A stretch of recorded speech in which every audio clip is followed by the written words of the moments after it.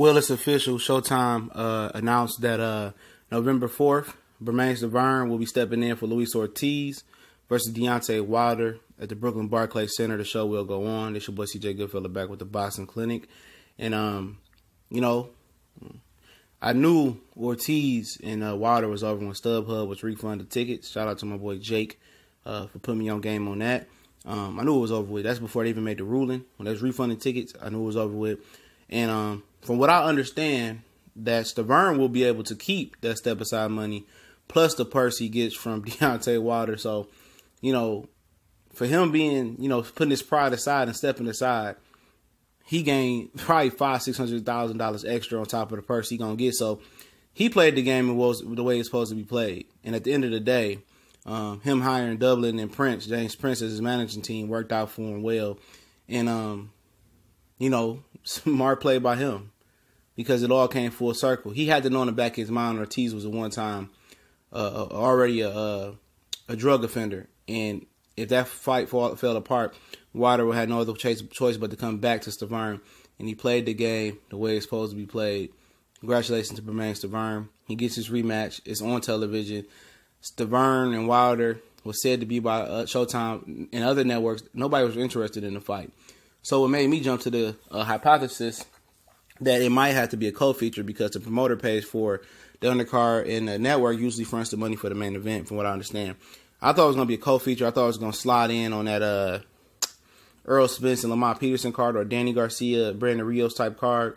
But I guess they elected to keep this date. They elected to let this be a main event. And it is what it is. You know, see if Wilder can stop Stiverene this time.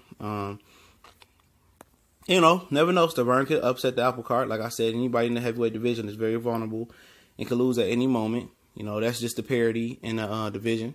But it's going down November 4th. You know, Porter and Granado still the co-feature from what I understand. And Brazil is without an opponent.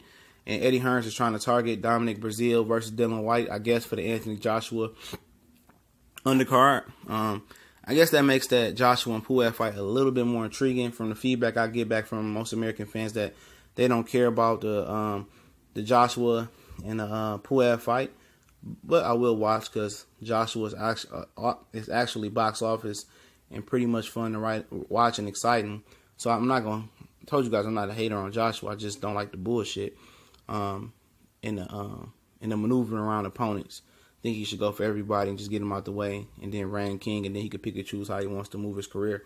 But like I said, I support Joshua, man. I think he beats Wilder as well. Said that many times. People just fail to understand and hear that, in my opinion. But, you know, Stiverene and Wilder, it is what it is. The first fight wasn't bad. It was the first real step up for Deontay Wilder. Now you got to do it again. And we'll see where he at, because last time out, he looked too good versus Gerald Washington coming off those 2 injuries. Another long layoff. You got to remember, Wilder was fighting like every other month. You know, that's how he got like 30-some fights, 40-some fights. He was fighting very often, especially in the thick of his resume. I understand that it's a lot of bums to people, and I agree. But at the end of the day, he started boxing late. He's a slow learner. He thought he was ready. He said it, but his team didn't think he was ready, and everything working out for him. Fights Stiverene, and you know, God knows who he goes next to. You know, most people want to see Dylan White. You know, it is what it didn't happen. You know, WC ordered this. Him and Dylan White would be a good fight. I think he stops Dylan White, but I think Dylan White has a good chance to beat Deontay Wilder as well. That's something I got to just look at the tape and make an insinuation on and see if Stiverene ready. You know, he got dropped by Derek Rawsey. You know, some people thought he lost that fight. I didn't look at it, but just the feedback that I'm hearing. But it's official, Showtime boxing.